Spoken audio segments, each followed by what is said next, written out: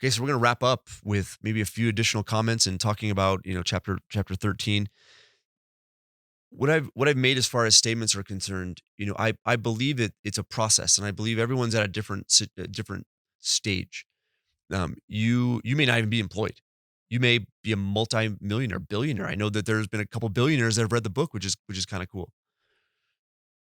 Regardless of where you are, it it's one decision after another, after another, after another. It's not jump off the high dive with a blindfold on, hoping that there's water there. It's making that first step, taking that first step. It's making one decision, implementing some. It's not an all or nothing thing. Change one thing, change another, change another. Start to experiment. Try on this, try on that. I guarantee that progress, you're going to feel it. You're going to feel that, wow, I can do this. I can do this. Now there's going to be challenges along the way. I don't believe really in the notion of failure. Failure only exists if you don't learn a lesson and don't change. I believe that some of the greatest ideas, the greatest companies, people have been born through adversity and through challenge.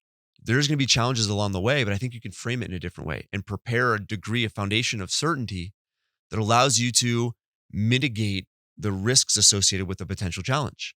So hopefully by now there's a mindset shift. You're at the end of this, uh, and hopefully at the end of the book.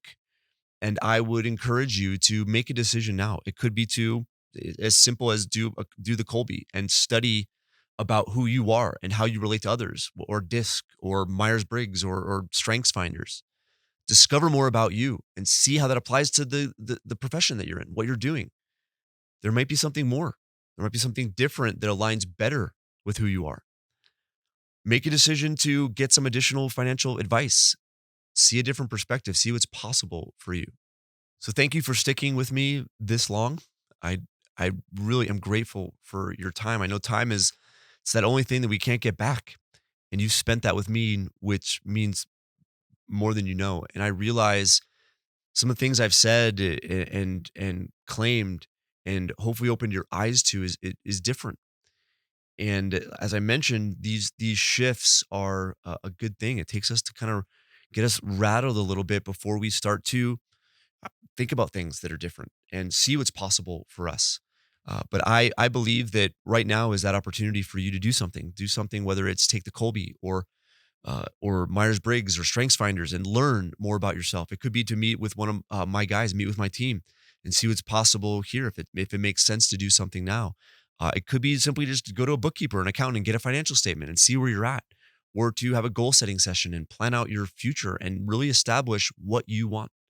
Regardless, make a decision, do something. And I know that if you do and continue to do that, your life's going to change. Thank you again. I really appreciate it.